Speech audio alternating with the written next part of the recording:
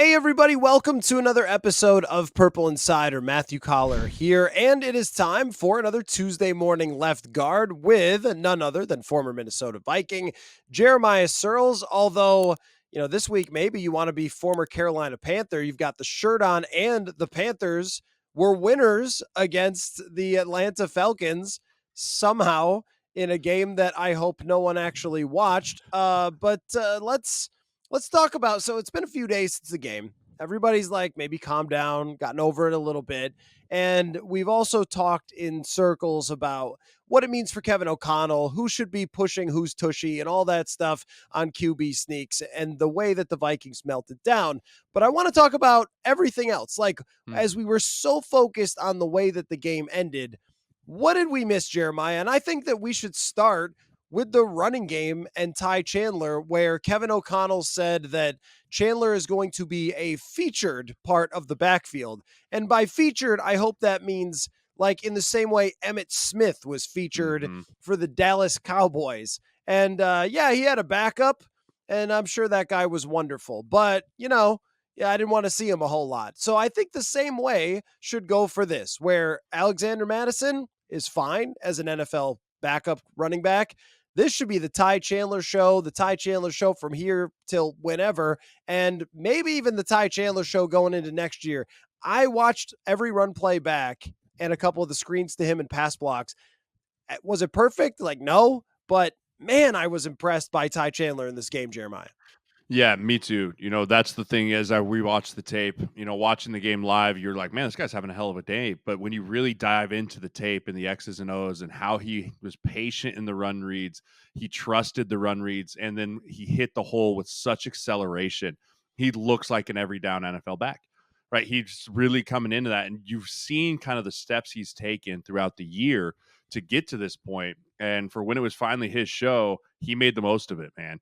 I mean, he had over 100 yards. He did great. The offensive line stepped up in a big way and helping him too. But I think, yeah, it's his show going forward, and it's his spot to lose, in my opinion, from here out, because he can bring a level to this offense that we've been begging for a year now. Like, man, just get this run game going, find a way to get it going. And you start seeing the building blocks of next year, right? I mean, I hate saying it, but building blocks of next year, because you're looking forward to it. But even at the end of this year, building off of a run game makes you feel a little bit better about maybe some options at quarterback if you can start feeling really good about this. But Ty Chandler was excellent in this game. I thought the blocking tight ends were also excellent in this game. A lot of good stuff in the run game that kind of got glossed over because of the collapse, but you can't speak enough about the run game coordinator and how all 11 guys were really keyed into getting this run game up and going. Yeah, and it was a major part of overcoming even some bad circumstances to start drives. So on one of the drives, I think it's coming out of the second half or late in the first half, where they're pinned back maybe by a penalty. And the first play of the drive is Ty Chandler running for 30 yards. And it's a really simple play. They just put two tight ends to one side, and then all Jordan Addison has to do is kind of run into a dude. And it's like, all right, it's Ty Chandler versus their cornerback. And he just blows right by their cornerback for 30 yards. And that's speed. It's a speed position. I mean, Jerome Bettis, weighed 260 pounds and ran over people. And Derrick Henry, is probably not the fastest 40 in the world at this point, but basically just slams over people. How many other running backs can really do that? And what you're usually asking is to hit very small spaces very quickly. And that's what Ty Chandler can do. And another thing is, I went through the game. I don't remember more than maybe one negative run. I mean, if you hand it off and you bounce off a dude and you go for 2 yards, that still keeps you moving. All right, 2nd and 8, you can run again and you could try to get 3rd and short. You can go to a play action. You could pass the ball. You could do just about anything. There were very few times where Cincinnati was able to just stop Ty Chandler immediately, that he was often falling forward. And I think when we think of a dude who runs a sub 4.4, it's like, oh, well, is he going to be too light? Is he going to get taken down easily? But I don't see that from him. I see him pushing forward on every play. So even the bad runs are 3 yards and not negative 3 yards that pretty much kills drives. And we saw that way too often from Alexander Mattison. Yeah, and the thing that I always look at for a run game is called efficient runs. Tony Sperano was one of the guys that pounded this into our heads when we were players is you have to be efficient when you run the football. And in his word, an efficient run is 4+ yards. Right? That is an efficient run, right? Because every run's blocked on paper to score. Right? It just is. Like everyone should be accounted for and it works, but that's just not the way it goes. But if you can cover guys up, get some movement at the point of attack, a good running back should be able to efficiently get you 4 yards. Ty Chandler averaged 5.7, right? 5.7 yards, which is almost 2 yards past what an efficient run would be. And so, to your point, what knocks down those yards per carry are the negative runs, right? A carry for a -6 or a carry for a -5. And those can be a combination of free runners, right? If a guy gets a free runner and there's someone standing in the hole, or if a guy's trying to just dance too much in the backfield instead of putting his feet and go. And then the thing that Ty Chandler has going noticeably different than the rest of the running backs on this roster is the acceleration through the hole, right? The ability to put his foot in the ground, see the hole, and accelerate, right? It's something Saquon Barkley was fantastic at young in his career. It's something Chris McCaffrey is still incredibly successful at. And you talk about all the backs that are great, the acceleration through the hole, through that immediate first line of contact, like you said, running through an arm tackle of a defensive lineman that is being blocked or a linebacker that's covered up, and using that burst and that acceleration to get on the second level. And then when you have that kind of speed, you put those safeties in a bind because they think, do I run up to this guy and try and get him on the ground? Or do I try and corral him a little bit here and wait for the cavalry to come? And you saw the Bengals secondary time and time again getting stuck in that no man's land, right? A safety at 11 yards, he accelerates to the hole. Now there's a 5 yard buffer between him and the safety, and they have to make a decision. And a lot of times he just, like you said, blew right by him or made a nifty little shake to try to bounce and glance off them and turned a 6 yard run into an 8 or a 10 or a 20. And that was just really fun to watch. And I mean, as an old lineman, I was like, yes, more, keep it going. Right. Like, and then we can circle back to why didn't you give it to him on 4th and 1 or 3rd and 1? But all to be said, I loved it. I loved every second of it. I want to see more of it. I want it to become a staple because when you have an O-line that trusts a back there, we just kind of start feeling ourselves a little bit more too. Like, hey, we have a home run hitter back here, right? We felt it when Dalvin Cook was a rookie. I'll never forget. We were like, dude, this dude can take it the distance at any time. And that's what Ty Chandler brings is that explosiveness of we give him just a little crease. He can accelerate and get through. And this dude can be a legitimate home run threat every time he touches the football. So this is the crazy thing coming out of the game.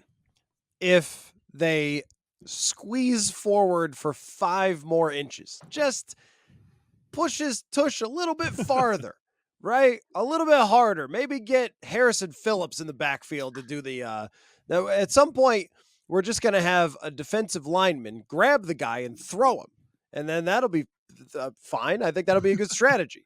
Like, who's willing to fly? Let's have Danielle Hunter pick you up and just heave you over the line of scrimmage for a first down. How fast would that get banned in the NFL? Just a 3 yard running start hammer throw. Just when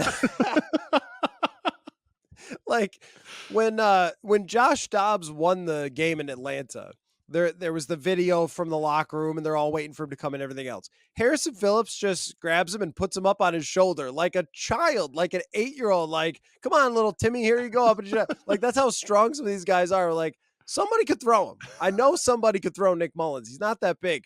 So what was the point I was getting to? Oh yeah, that's right. If he gets that first down and they kick a game-winning field goal, and we're talking about still having, a great chance to make the playoffs, which they didn't lose out on, actually. Yep. I saw the charts. They lost like 8% for potential chances. It didn't mean a whole lot the way that the other results were, but we would be talking about, this is the most dangerous the weapons have been, I mean, in the KOC era, because Jordan Addison is bringing more than Adam Thielen did last year. And Ty Chandler, in the couple of games where he's gotten a ton of work in Denver and then in Cincinnati, he's been more dynamic than Delvin Cook was last year for them outside of a handful of really big plays.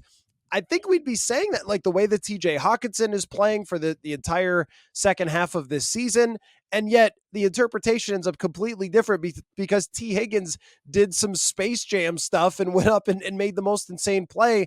And then they couldn't get the first down on the tush push. But like, it makes you believe that they can go toe to toe with Detroit for at least one of these 2 wins and potentially beat the Packers.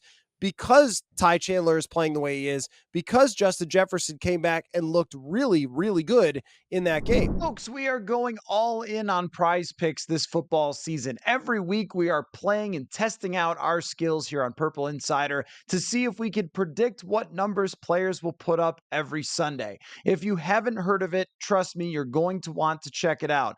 Prize picks is the easiest and best way to play daily fantasy. Instead of battling against thousands of other players and people who spend their entire lives doing fantasy, all you do is pick more or less on between 2 and 6 player stat projections. So, say a quarterback's number is 250.5 yards, go more or less, and bang, you are playing. And you can pick from hundreds of players and numbers this football season. The cool thing is that it's quick and easy and does not cost an arm and a leg. You can turn $10 into 250 just like that. Again, the perfect way to fit it into a busy day. Click, click, and you're playing. This isn't just something that I like. You're going to hear us doing every single week prize picks on the show on Purple Insider. So go to prizepicks.com/purple and use the code PURPLE for a first deposit match up to $100. That's prizepicks.com/purple with the code PURPLE. Daily fantasy sports made easy.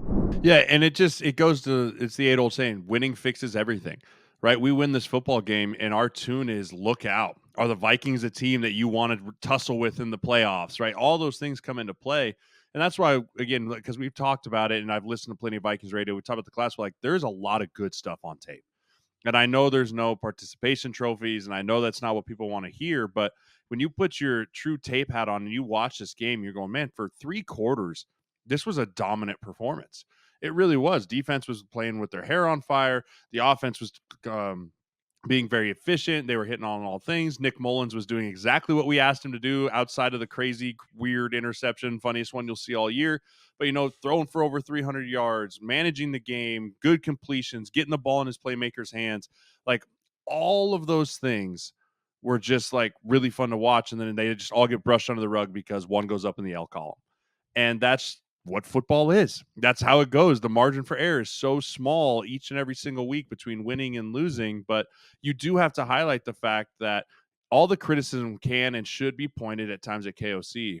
But what he's been able to do with what he has with Nick Mullins and then featuring the guys that he feels he can put trust in, like Ty Chandler, that's a big plus in my book for KOC. That's a big plus in my playbook for this whole offensive staff of being able to adjust and adapt and pivot almost on a week in, week out basis and still put a team out there that is competitive on offense every single week. Well, and one thing with the struggles in the run game is we can't like use AI to simulate what it would have been like if someone else was in there. And if there's a reasonable criticism, it's okay. I get that Ty Chandler may have not understood everything before, but could he have understood more than you thought he could, or some stuff? How about like 40% of the carries worth of information? And I think he's pass blocked just fine for the most part. Also, I tend to believe that Latavius Murray is the only good pass blocker I've ever covered. Like these running backs are just not great at it. And if it's a younger, inexperienced player and he makes a mistake, they're like, oh my God, we can never play him again. If it's Madison, he makes a mistake, they're like, oh, it's okay. He's a veteran. Like what? I mean, it's the same result. But that to me is a miscue of just not believing enough in a guy with super talent that you can find a way to have him on the field. And I guess all's well that ends well if you found your running back for the next couple of years here in Ty Chandler. Maybe I'm getting ahead of myself, but I really I see don't think so. tons of talent there, tons of talent with the football in his hands. So the other thing is too, what I was getting at is that the run scheme, was like, is it wrong? Is it weird? Is it bad? No, it's not. They just need a guy who runs really fast in order to hit it, which shocker, right? From the running back position. But I thought even the run blocking didn't even look that bad to me over the whole season. And PFF was grading it well. And the next gen stats were grading it well. And yet they couldn't run. It was like, what is going on here? And I think we have now a pretty clear picture of what was going on is they needed Ty Chandler to run. But I wanted to ask you what you think happened on defense and whether that should be a blip and a strange confluence of events, or is that something that the Detroit Lions are going to go, oh yeah, baby, we're going to use everything that they used in the second half of that game and look out Brian Flores' defense? I think it's a little bit of both. I think Jake Browning made some really critical throws and critical moments, almost to more than I've seen Goff make at times this year. I think that's a guy rising to high emotions, battling it out. And sometimes that happens. Sometimes you run into a guy that's just red hot and he's seeing the field, he's seeing everything. And hats off to Jake Browning for being able to do that in those moments. But I also think the offensive line for Cincinnati did a really good job of what I call sifting through the trash. And what that means is just being able to get back off the ball, let things develop in front of them, pick up who you can, and then try and let your quarterback say, okay, we've got 5 guys we can block. We're going to block those 5, Mixon pick someone else up and go. But also there was times where Mixon misses a blitz pickup. I distinctly remember, I think it's in the third quarter, Mixon steps up and he's looking around like this, and here comes Ivan Pace screaming up the middle, and he just kind of like, oh, I'll just run out to the flat. Right. And just forgets him. And somehow Browning gets away and ends up dumping it to Mixon for like an 8-yard gain. Right. Those things just kind of happened. And those are just guys making plays. So I do think it was a little bit Bengals rose to the occasion, but the thing that you did see was if we can pick up some of these blitzes and some of these exotics, the back end is still a little weak at the cornerback position. And when you have superstar receivers, which Jamar Chase and T. Higgins, who hasn't had the year that everyone expected him to, but he's been a great receiver in this league for a long time, you can start to see where just give these guys some chances and maybe our receivers are just better than your DBs. And that's kind of what Jake Browning did. And you talk about what the Lions can do with Amon-Ra St. Brown, Sam Laporta, Reynolds. Like, they have some dudes that can go back there and make things happen. But it all started because the guys up front in the blitz package could not get Browning on the ground. Right? They just, in the fourth quarter, I'm talking specifically in the fourth quarter, they couldn't really get him on the ground. He had time to get back there and make the throws. So I think Flores is going to have to go back and be, okay, maybe we need to change some things up, how we're going to get to guys, how we disguise some things, because we obviously can't just line up and go. So I think it's more, I don't know if that really answered your question. I think it was twofold. I don't think there's anything glaring off that defense where I was like, there it is. There's the chink in the armor, right? That's the one. Besides the fact that sometimes the receivers are just better than your DBs. And that was the case in the fourth quarter this week. Yeah, I've got a couple observations from the film. I mean, one of them was that they would run a bunch of clear outs and then stuff underneath it. And the Vikings defense is kind of built on the back end to keep everything in front of them. It's like aggressive up front, conservative in the back, sort of like a reverse mullet defense. And you would see a receiver going deep. Like, I'm running a go route, and then somebody else coming underneath. You could call it a dagger concept or whatever you want to call it, but the defense would be kind of pushed back by some of those deep routes. And then that one guy underneath, there'd be something there. So for Jake Browning, it was like 7, 10, 12, 8. And I think he completed like 7 of 8 passes at one point on one drive. And none of them went more than maybe 10 yards through the air, but they were clearing everybody out, like pushing the safeties back with those deep routes. And I thought that was pretty effective. The other thing is too, that, and this is just a trend all year long, these corners cannot play the football. So if teams are willing to put the ball up, and this is probably going to be in the reports now at this point, like, put the ball up. If there's a one-on-one corner, Byron Murphy doesn't play the ball particularly well. Caleb Evans, as we saw, Mekhi Blackman in the end zone against Cortland Sutton. Like, these guys have been mossed this year. Chris Olave got them, Cortland Sutton got them, and now T. Higgins got them. And I think this is what you get with kind of like when we talk about, well, this guy was drafted in the second, this guy was in the third, this guy was in the fourth. Well, they're corners for a reason, like that kind of stuff. But none of them have some long history of being like Sauce Gardner or Patrick Peterson or something. If you give Patrick Peterson a chance to play the football, that dude is picking it off like a wide receiver. That is not what they have right now. So I do think that there's some cracks in the armor here, as in, like, teams know now what you can do. That doesn't mean they're going to collapse the rest of the way, but there are maybe more answers than it looked like coming out of the Raiders game if you have a good team, which of course the Detroit Lions do. Yeah, and it all starts with just picking up what Flores wants to do up front. The dude's a gambler, right? He sends 6 more than anyone else in the NFL, and it's not even close. I mean, it's like triple what the next team is as far as the pressure rate, and it's been successful. So that's why you're like, yeah, we're just going to keep coming back to the well. But offensive line coaches, and as you get better against better offensive lines, which Detroit is one of the best offensive line, and they're finally healthy, right? They've been rotating guys in that middle, and Glasgow's bumped out or whatever.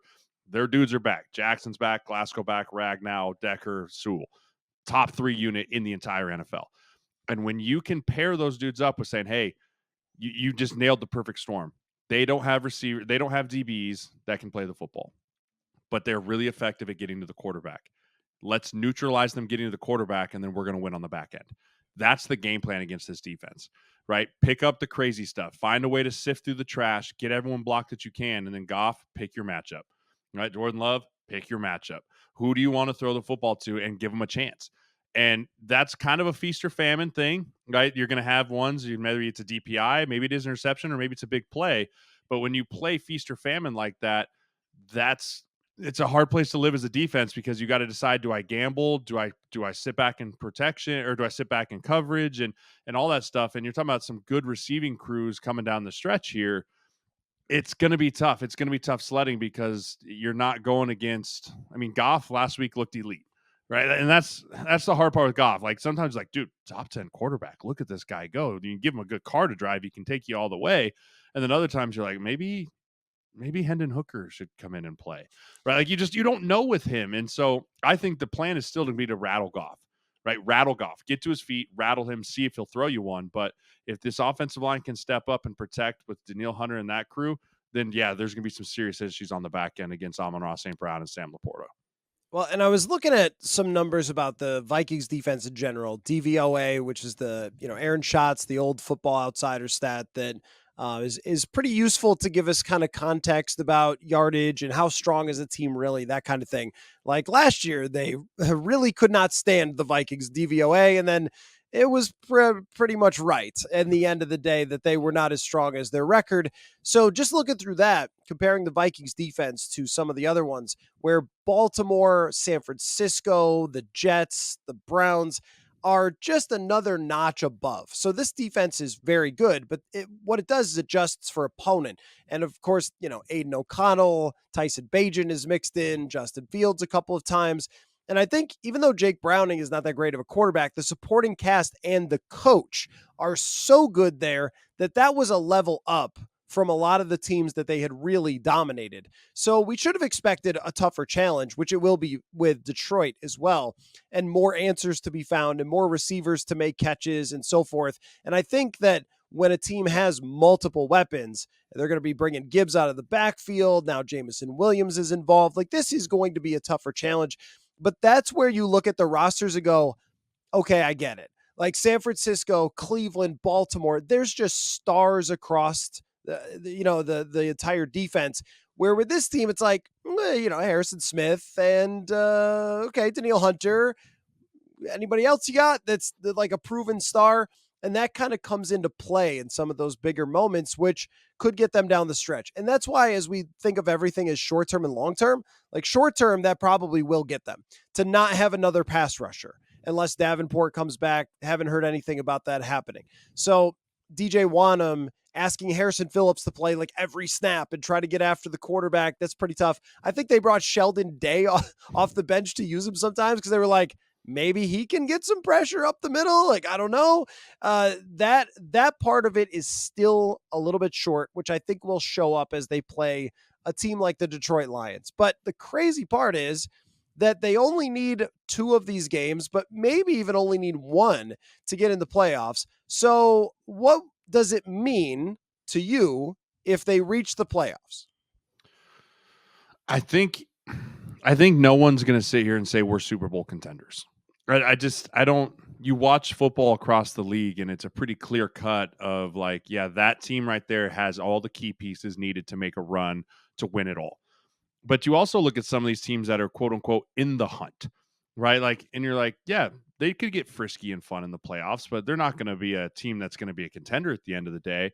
And that's where I group the Vikings is like, yeah, you guys could be frisky and fun and get in and maybe make a little noise in the first round, but at the end of the day, you're not a contender. And that's what everyone's trying to be in the NFL is they're trying to build their roster and build their organization to be contenders. And so Yeah, is it great that they make the playoffs? Yeah, I think with the turmoil that this roster's been through with the injuries and then the up and down, it's a great moral victory to make the playoffs. And as a player, you're like, man, we got to the dance. Like we did our best, and now let's go make a run, 0-0, everyone's record, let's go. But from sitting back where we are, I think we have to appreciate the fact that if they make the playoffs, we have to appreciate the ride that they took us on. Right. And we have to sit there and go, okay, this was fun. It was crazy. It was all over the place. Like, we appreciate all that you've done, but let's be realistic and say, okay, well, let's start thinking about what we're doing for next year, because in no way, shape, or form do I think this is the 9-7 Giants team that snuck in the wild card and is going to go all the way. But so for me, I'd be excited for the team. I'd be obviously a fan cheering them along. But as a player, you kind of look at it like, well, we did our best. We achieved our ceiling. And I think the ceiling for this team is to sneak into the playoffs. Well, that's what I was going to ask. What you think of like the best possible outcome for these last couple games, and let's just put aside that they lose all three and then trade up for Jaden Daniels, and then we all finally, have a quarterback to talk about. Although I do have a what does that stat mean for you in a second that I'm very excited to bring you, that I think points to the potential quarterback of the Vikings future. So there's a tease for 5 minutes from now. But the as far as like what's the best possible way that these games could go? I mean, for me, it's all right. You're probably going to lose one or two of them out of three. Whether you make the playoffs may end up just coming down to how it goes, how everybody else plays, scenarios, tiebreakers, whatever else. We've been through this a bunch of times. And the Super Bowl feels really, really, really far away after what we saw against the Bengals. But I always think of things as like on a slider. Are you sliding closer or farther away from the Super Bowl? With everything you do, with every offseason, with every move, with every game. Like, and it's impossible for me to not say that's a double negative that they've got. Let me put it a different way. I think they've gotten closer, and it's probably by quite a bit from even where they were last year. Like last year when they lost to the playoffs, I was like, I don't think you got closer. I think you're in the same exact spot. But with the number of players, even including most recently Ty Chandler, who I believe now are part of this long-term thing that they could build around, if they make the playoffs, that means those guys will have continued to play really well. And it's hard not to argue that they've gotten closer because of that. I I think this year is a true example of what a competitive rebuild actually looks like. Honestly, you take Kirk out of the equation, right? Kirk was always the linchpin of like, we can't be competitively rebuilding when we're paying our quarterback this much money, right? Like that was always the argument of how are you rebuilding when you're paying a quarterback go win a Super Bowl type of money, right? So as soon as you took and eliminated Kirk Cousins from the equation, we've seen what a competitive rebuild really looks like, which is we have really good players. We have young players that we're trying to bring along. And so we're going to be competitive in every game that we play in, we hope. But in the end of the day, the goal is to rebuild to, like I said in our regular segment, to make ourselves contenders. And so I completely agree with you. Those steps have been taken this year. And you see some of the youth show up at times, but you also see the superstars show up at times. And the thing that I love too is our superstars actually got better this year too. And if that makes sense, I think that Daniil Hunter is still playing at an extremely high level. Harrison Smith still playing at an extremely high level. I didn't see drop off from those end of guys. TJ Hawkinson took big steps in the back half of the year of becoming the guy at tight end, like that we expected earlier in the year, just kind of wasn't there. So you see big steps there. Darisaw continued to be one of the best left tackles. Excuse me. Garrett Bradbury stepping up, elevating, like all these pieces that have been around are not maxed out of their potential from what you see on tape. So that's really, it's frustrating because you're like, we're right there, but it's also just, it's reassuring to me that the coaches are still getting the most out of these guys. And so, yes, you're competitive, but this was a rebuild season, and an 8-9 win season looked at as a bit of a rebuild. And now you can go into next offseason going, now we're competitive. No more rebuild, right? No more. We have the building blocks that we need. Now it's just about inputting certain pieces that will elevate us from this competitive rebuild area to maybe we're contenders. We got to develop into contenders. But I think you nailed it. The steps have been taken to put us in position next year to truly think that we could be competitive. I also feel like when you can reasonably say, and it's not some sort of weird twisted logic, that you were very close to being just competitive after taking a rebuild approach, which doesn't happen that often. Usually, if you take a rebuild approach, you get a rebuild. But instead, had Kirk Cousins stayed healthy, you're at least one more win than you're at right now, I would say. But it might even be two. Two. The way that they were playing on defense through that run, they wouldn't have had to be that great on offense. And Kirk was really clicking in to the offense at that time. So you were farther ahead than you probably even thought you were because of the number of players that did develop and come along, including Jordan Addison, who we just are like, oh, he's great now. Who else can we talk about? That's one of the most frustrating things about football. Is always like, all right, that guy Darisaw is like the best left tackle in the league, other than Trent Williams. Who else we got? It's like, wait a minute, can we just stop and recognize that that like he put himself in that Trent Williams ballpark with the way that he performed this year? That's now 2 years in a row of superstar, megastar level left tackle play. And I swear it's just because Darisaw is so chill and like never gets noticed for anything that and look, you're gonna have to play in some playoff games and everything else to get the national attention. But he's not like a guy who really self promotes. He doesn't have a podcast. He's just vibes and yet goes out there and dominates people. Addison is sort of the same way where it's like, all right, once he did that San Francisco thing, we're like, all right, he's good. Who sucks? Who can we talk about? But the way that you have that offense now set up with the way Addison has come along, it's in really good shape. And I'll tell you who it's in really good shape for.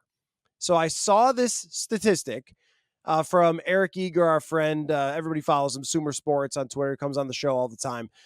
But he was talking about pressure to sack rate in college. So how often does a quarterback get pressured and how often are they able to get rid of the football anyway and not take a sack? Sacks are very bad. Now, of course, someone like Jaden Daniels does end up with a lot of sacks. Lamar Jackson did too. Lots of running quarterbacks like who have that as a big part of their game do take a lot of sacks, as well as they try to like make too much out of it. But Michael Penix Jr. only turned those into sacks 7% of the time, pressures into sacks. So when he got pressured, he got rid of the football and didn't turn it into massive negative plays.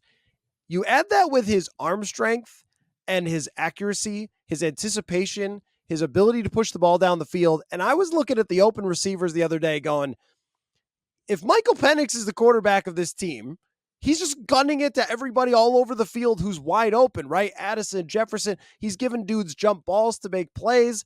Like, I think that stat and his skill set and watching KOC operate better with Nick Mullins has brought me into the Michael Penix camp. How do you feel about that? I mean, besides the fact that he's a couple of years away from his AARP card, sure. I mean, he's old. He's 26, right? So you would expect. He's not 26. I think he's 26. He's not. He might be No, 26 years old. He might be he's 26 not 26. years old. He's 25 no, he's not. at least, 25. No, he's not even that. I promise you he's at least 25 years old. He's not 25 years old. I'm going to look this up. No. Okay, you look it up. He's 23. No, he's not. He's definitely 23. Older than that. He's 23. He's played 7 years of college football. 6, I guess 6. But I digress. He will turn 24 after the draft. So okay. He would start his rookie season at 24. You're giving him like 5 more years. You're like, yeah. He's older than Sean Hill was when he was a Viking.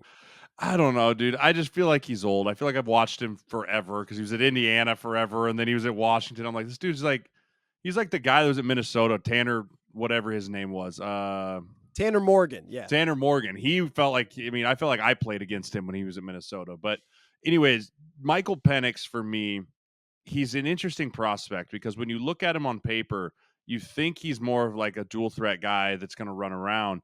But when you really stare and watch him and break down the tape, his accuracy is maybe the best out of all these quarterbacks. Like the balls that he puts, and I get he's throwing to a first-round receiver. That's great. And he has 2 tackles that are going to get drafted on day 2 probably with Roger Rosengarten and Troy Fonantu.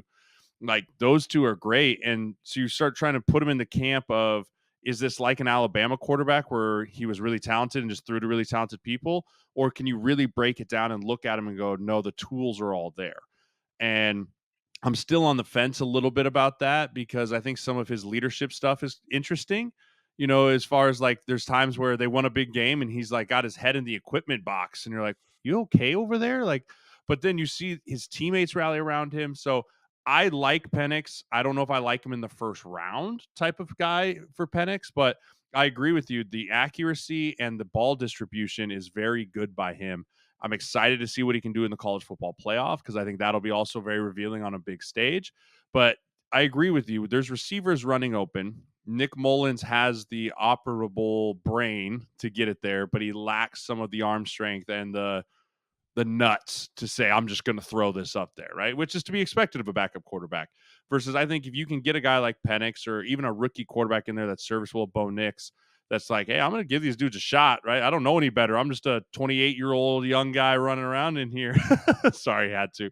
I'm just a young buck in here just chucking it around. I think you're right. This is an offense that's set up to be a run and gun, really fun offense. And that's something I think KOC is going to definitely be looking for in the draft.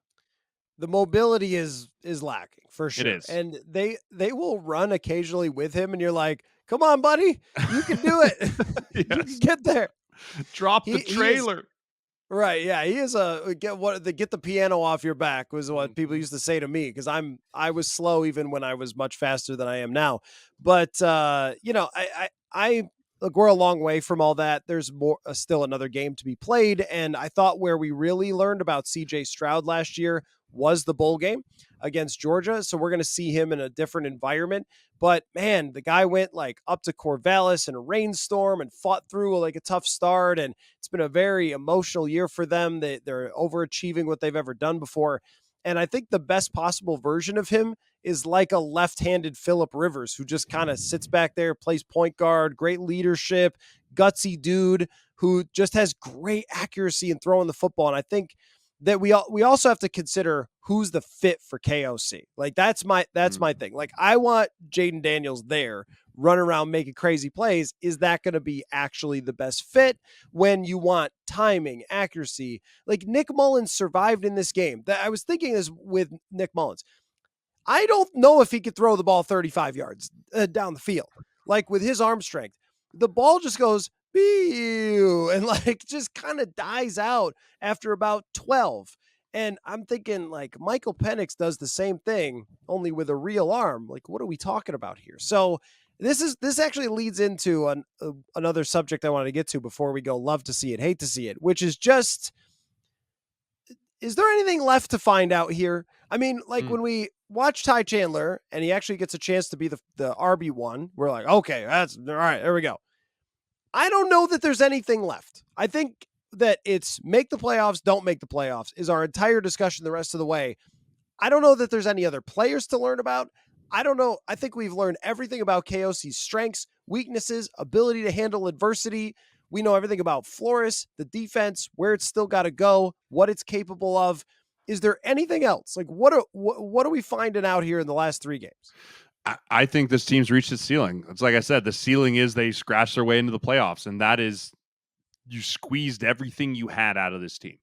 And there's nothing wrong with that. It's part of rebuilding of a team is you found a way like, hey, that's good coaching, man. If I squeezed every last drop that I had out of these players with that I have, and this was our ceiling, then great. Let's see what I can do when I get everything else involved and some new pieces added and new juice to squeeze.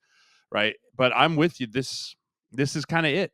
This is what we've learned. We've had new players emerge. We've had some players fall out. We've got rid of some players. We traded some players, right? Like everyone has had a chance to showcase, especially on defense. Everyone's played. Like everyone that can dress in purple, I feel like has been on the field at one point in time for the Minnesota Viking defense this year. And this team is who it is. And that's okay. They are who they are. There's no magic wand that's going to wave and bing. Now, that's not saying that this team isn't good enough to go win games still because they've proven time and time again that they are. But there's no big surprise at the end of the rainbow here for us. There's no big behind door number 3. We found this undrafted free agent now that's all of a sudden like, yeah, Ivan Pace has been fantastic to watch. Like there's been guys that have emerged, but the season is everyone right now is who they are, right? And you're starting to see guys start to emerge all over the league. But this team is who it is. They're an 8-9 win team, just like we predicted back down in September. And there's nothing wrong with that as long as they continue to play at a high level. They keep trying to get everything they can out of all the guys around them. Coaches coach hard. it's okay. It is what it is. Just understand that it's not going to be some special big magical run just because I don't see the pieces put there that can make that happen. Do you think they make it? I think if they split with Detroit, they can make it in the playoffs. I think you're gonna get a good shot against Green Bay. That's more of a coin flip game for me. Just watching how kind of Green Bay's been up and down and not real consistent. I think Detroit's gotten themselves back on track a little bit last week. You know, they were kind of figuring their lives out. Are they contenders? Are they a joke? And everything in between. They figured their lives out. I think if we can split with Detroit, I think we can beat Green Bay and then give ourselves a chance with maybe some of the other stuff that needs to happen. But I really do think if we can find a way to go 1-1 with the Lions, we get a chance to get in. And I would say if they are able to go 1-1 against the Lions, that the door is much more open than against anybody else to go to Detroit and win a playoff game. Yes. And if they win a playoff game, that will be about as much as you could ever dream of getting out of this situation. All right. Love to see it. Hate to see it. I will start. I can't believe Aaron Rodgers isn't going to be able to come back. I just hate to see that. I just can't believe it. This whole time, I was on the edge of my seat going, is he going to do it?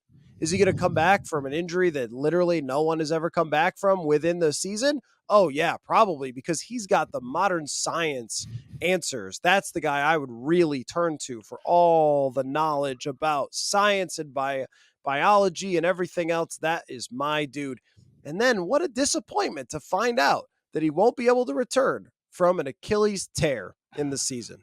Too bad. What a shame. It was prime. The Netflix documentary was already written, Matt. It was already ready. You know, Rodgers returns and leads the Jets to Super Bowl. Right? It was already written. Netflix had bought the rights, but yeah, that was never going to happen. And anyone who ever thought that was going to happen, just go buy a lotto ticket. Like, you might be real lucky.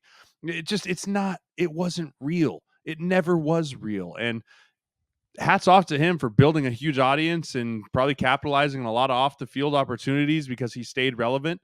He stayed in the news. He stayed very hey, businessman Aaron Rodgers, nice job. But anyone who's ever had a surgery on any type of tendon that has been repaired knows that you can't go play in the NFL at a high level unless you are a 1,000,000,000% healed from that thing. And it's just human nature. You're not healed. It just doesn't work like that. Yeah, I would say narcissist Aaron Rodgers that feeds off only attention had a great year. And, he didn't play and was never going to play, but he had another really good year for him. Just going on Pat McAfee and getting all the tweets from the insiders and the retweets and everything else, the clips that came out of that show. So well done from that perspective, but hate to see he won't be returning. What do you got? I love to see it is Buffalo Bills, man. Like that team last week, we were like, okay, Dallas is back. They got the signature win. They beat the Eagles. They're rivals in the division. They're looking like they're going to contend with San Fran as maybe the second best team in all of the NFL. And here are the Buffalo Bills just sitting there going, man, just get me into January. Just get me into January and let's see what we can do. You know, you put them on, you compare and contrast them to the Vikings of like, they're kind of similar situations of like, we just need to squeeze our way into the playoff. The difference being the Bills roster, you look at it from top to bottom, it's a Super Bowl contending roster. And if they can play like they did against Dallas the other night, running the football with James Cook, Josh Allen making good decisions, and guess what? Stephon Diggs hasn't even really been involved in the game plan in the last 3 weeks. So you start figuring that thing out. The Bills are a legitimate shot in the AFC to go challenge the Ravens. And look out. Look out for that team. I love watching Josh Allen play. I love watching his moxie, how that all things goes. But I just love to see that the Bills might be getting themselves on track to go play upset as they sneak their way in the back door into the playoffs. Similarly to the Minnesota Vikings, when the Bills win a Super Bowl, it will have to be in the strangest, most unpredictable, bizarre fashion, including having the turning point of the season being that it came out their head coach said, you can Google it. But that's a chapter in the book, whoever's writing that one. If it turns out, no, I actually agree with you that this Bills team has sort of been a sleeping giant, but they couldn't get out of their own way. And I'm not going to say that what that story said, that McDermott said, galvanized them in some way. But I think they were that team before, and they just weren't having it work out in some of those end of game situations. Once they figured that out, they're a much better team. I would be very scared. If I'm another team and I'm facing them 7-2 matchup or something, I'm like, oh, you got to be kidding me, because you're really facing like a 1 seed caliber football team. My love to see it is Drew Lock, Jake Browning. We'll throw Josh Dobbs in here. Like every backup who has had their moment, who knows they're capable, who has had opportunities in the league that haven't worked out, and they get on a national stage and they throw a game-winning touchdown and they give an emotional interview after and all that. Look, Drew Lock's probably never going to be a starting quarterback ever again in the NFL, right? Like he's just too flawed to be that. But you go through a lot as these backups. I mean, you wait and you wait and you wait. Hey, how about our guy Case Keenum, right? Yeah. Like I mean, that guy, he didn't live up to that contract in Denver. He lost the starting job in Washington. Has bounced around since then. And oh man, now you're called into action. And was it pretty? Absolutely not. Finds a way to win a game. Joe Flacco comes off the couch after being completely written off, finds a way to win a game despite 3 interceptions. It's not sustainable, but who cares? It's been really, really fun to see so many guys who are capable of coming off the bench and playing have these amazing moments. Yeah, it goes to speak of you just got to be ready, because all those guys you just mentioned extended their careers by years, because the backup quarterback is the most thankless job, but it's also the most important, because when you're a team like Houston and you're fighting for your playoff life in December and you have to go win a football game without your guy, you have to have a guy you can be like, you can do this, right? Like, you used to be able to do this. Can you still do this? And if you have a guy that's like, yeah, I've done it before, you'll make a team forever. Matt Barkley is still in the NFL, right? Like, because he's a guy that's won football games. You just have to prove that you can win football games as a backup quarterback. It doesn't have to be pretty. You just found a way to win, and you'll extend your career by multiple years in this league. So excited for all those guys. Case in particular, I love that guy. He has been relevant since 2017, and here he is again on the Manning cast, just checking in, doing his thing. So love that. My hate to see it is twofold. I hate to see some of the injuries going around late in December now. The Mitchell injury was awful to see for the Ravens, Pittman being hurt. But my other hate to see it is I don't love the league coming out and being like, you're suspended the rest of the year for a hit that, yes, it was vicious, and yes, it was to the head neck area, but it's really hard for me to be like, man, that's a tough play for a guy trying to dislodge a football. And you could tell immediately he got up like, I wasn't trying to hurt that guy. Right. Like, I feel like some of these big time hits, and like obviously Kareem Jackson set this whole stage for all these safeties of multiple offenders. And like, we have to throw the hammer and come down on these guys. But you're putting the DBs, in my opinion, in a really, really predicament of like, do I selfishly not try and hit this guy so that I can stay in the game and not get fined? Or am I trying to dislodge this ball so my team can win the football game? And you're putting some of these guys in really, really risky situations for football wise that I don't love the leagues being like, you're suspended the rest of the year and in the playoffs. We're just not even dealing with it anymore. It's not a 1 game, a 2 game, like you're just done. I don't love that for the league. I don't love that for football. I think it's something that's going to have to addressed heavily in this offseason.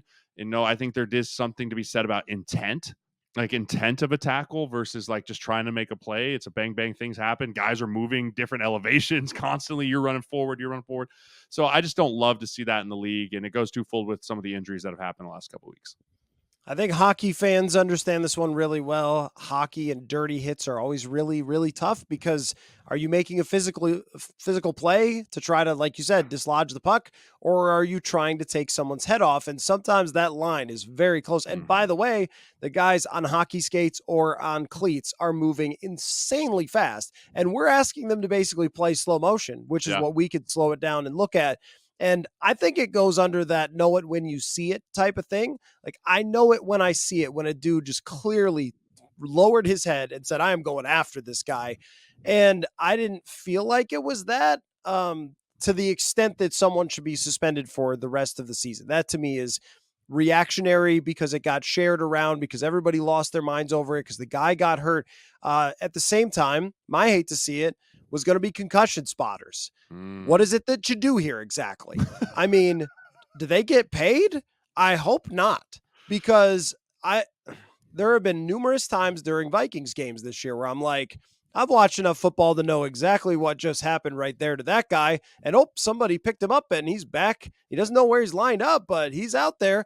And then Trevor Lawrence, my guy got hit right in the brain and then his next throw went to nowhere. Like, okay, you don't have to do it right when he gets hit. You can also watch the next play and be like, okay, something's up with that guy. You can look at the replay. What is the spotter just there for show? Yes, he is. Because I've seen so many instances, including Brock Purdy against the Vikings, where a guy had a concussion, went back out there. You could spot it if you actually saw the play and saw him get hit helmet to helmet, and then he ends up playing. And I thought the goal was to be able to see these things in real time, get the guy checked out, get him out of the game if he's actually got a concussion. And instead, I don't know, I may have seen it one time all year of someone actually being pulled off the field. I'm not exactly sure what it's for, but that Trevor Lawrence incident was really bad for the NFL. And I think that the total game was so much focused on, well, what a game for Lamar, what a game for the Ravens, that storyline just didn't really get picked up on very much. But this thing has been totally useless, and they need to do a better job with it. Completely agree. And, I think a lot of it comes back to some of these quarterbacks making sure that you're not over embellishing some of these like slide hits. Right? Like I think of like Tommy DeVito last week, right? Like he slides and and he's just like, "Bruh," and like freezes. And so they're like, is he dead? And then he pops up and he's like, and so it's like, I feel like sometimes it's like, okay, well, are you embellishing? Are you real? But I agree with you. If you're going to be a spotter, have the balls to be like, get him out for at least a couple plays. Like if we really are going to hang our hat on player safety, making sure guys are right, like have the balls to page the ref, get down there and be like 16 out of the game until he can get cleared. What's the worst that can happen? Like I get it from a team's perspective. You're like, that's my starting quarterback. I can't just have him miss 3rd and 8. But if we're truly going to say player safety, we have to all be okay with it. And I think that everyone needs to jump on board and be like, we need to be more aggressive with the spotters in the player safety realm. All right. Love to see it. Second straight year for the Vikings under Kevin O'Connell have a really good chance to make the playoffs going down the stretch. And we will be covering it, of course. And next time we talk, I'll be back in the home studio as opposed to on the road here. Although I seem to have fixed the lighting and I think I look okay at this moment. So, Jeremiah, I'm looking forward to cover these next few games with you where we will dive deep and learn more about this team. So thanks for your time. And thanks everybody for watching. Later.